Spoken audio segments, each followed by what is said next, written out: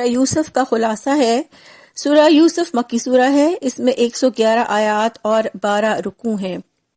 ابتدا میں اللہ رب العزت نے فرمایا کہ قرآن پاک کو عربی زبان میں اسی لیے نازل کیا گیا کہ اہل عرب آسانی سے قرآن پاک کو سمجھ سکیں، اور فرمایا کہ اس میں بہت سے واقعات ہیں تاکہ لوگ عبرت اور نصیحت حاصل کریں، اور انہی واقعات میں ایک بہترین قصہ حضرت یوسف علیہ السلام کا قصہ ہے۔ حضرت یوسف علیہ السلام نے خواب میں دیکھا کہ 11 ستارے اور سورج اور چاند حضرت یوسف علیہ السلام کو سجدہ کر رہے ہیں۔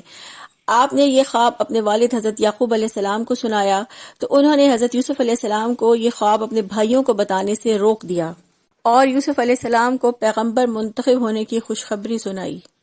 یوسف علیہ السلام کے بھائیوں کو ان سے یہ حسد ہوا کہ وہ کیوں اپنے باپ کو اتنے زیادہ پیارے ہیں، اور ان لوگوں نے ارادہ کیا کہ یوسف علیہ السلام کو قتل کر دیا جائے یا کسی دوسرے ملک میں پھینک دیا جائے۔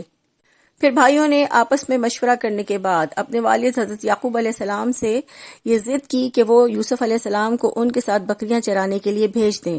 آخر کار ان کے بھائی حضرت یوسف علیہ السلام کو اپنے ساتھ لے گئے اور انہیں ایک کنویں میں پھینک دیا، اور والد سے آ کر کہا کہ ان کو بھیڑیا کھا گیا، اور ان کا کرتا لے کر اس پر کسی جانور کا خون لگا دیا۔ حضرت یعقوب علیہ السلام کو جب اس واقعے کا علم ہوا تو انہوں نے صبر کیا۔ پھر ایک قافلہ کنویں کے پاس سے گزرا، اور ان قافلے والوں نے کنویں میں سے حضرت یوسف علیہ السلام کو باہر نکالا اور مصر کے بازار میں لے جا کر فروخت کر دیا۔ عزیز مصر نے حضرت یوسف علیہ السلام کو مصر کے بازار سے خریدا، اس نے ان کے ساتھ بہت اچھا سلوک کیا اور انہیں اپنا بیٹا بنا لیا۔ اس طرح اللہ تعالیٰ نے حضرت یوسف علیہ السلام کی حفاظت کا بندوبست کیا اور آپ کو علم و حکمت سے نوازا۔ حضرت یوسف علیہ السلام کو اللہ تعالیٰ نے برائی سے بچایا۔ عزیز مصر کی بیوی نے حضرت یوسف علیہ السلام پر الزام لگایا جو جھوٹا ثابت ہوا۔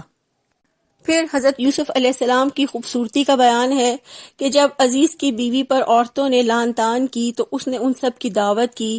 حضرت یوسف علیہ السلام کے حسن کو دیکھ کر وہ ایسی مدہوش ہوئیں کہ انہوں نے پھلوں کی جگہ اپنے ہاتھ کاٹ لیے۔ عزیز مصر کی بیوی نے حضرت یوسف علیہ السلام کو قید کروا دیا۔ قید خانے میں حضرت یوسف علیہ السلام کے ساتھ 2 غلام بھی قید تھے۔ حضرت یوسف علیہ السلام نے قید خانے میں بھی تبلیغ حق سے غفلت نہ کی، اور ان 2 قیدیوں کو ان کے خواب کی تعبیر بتاتے ہوئے بھی آپ نے ان کو بہترین انداز میں توحید کی دعوت دی۔ اور پھر ان کے خواب کی تعبیر یہ بتائی کہ ایک قیدی تو بادشاہ کو شراب پلائے گا اور اس کا خدمتگار رہے گا، اور دوسرے کو پھانسی چڑھایا جائے گا اور اس کی لاش کو پرندے نوچ نوچ کر کھائیں گے۔ اور پھر جس قیدی کو رہائی ملنی تھی وہ رہا ہو کر بادشاہ کا درباری بن گیا۔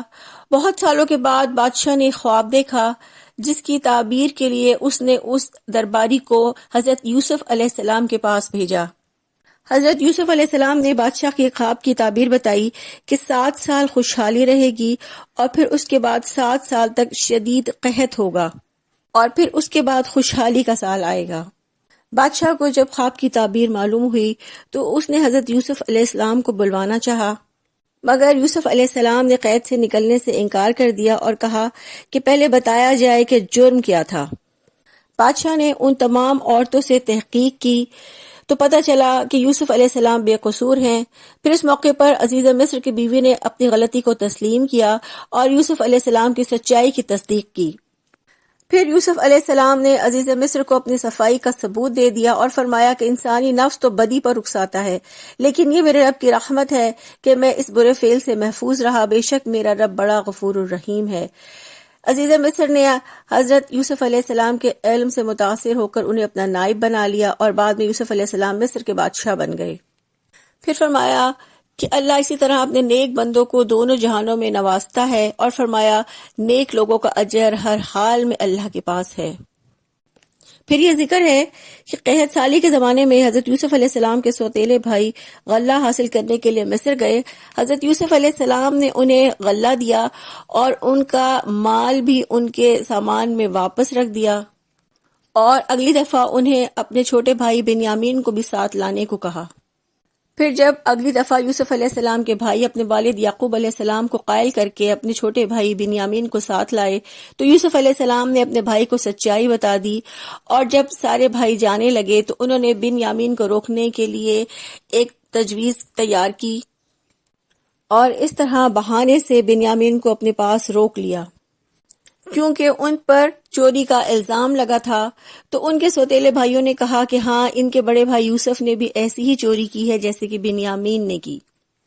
پھر اس کے بعد ان کے سوتیلے بھائیوں نے واپس جا کر حضرت یعقوب علیہ السلام کو حقیقت سے آگاہ کیا کہ ان کے بیٹے کو چوری کے جرم میں گرفتار کر لیا گیا ہے۔ حضرت یعقوب علیہ السلام نے اس موقع پر صبر کیا۔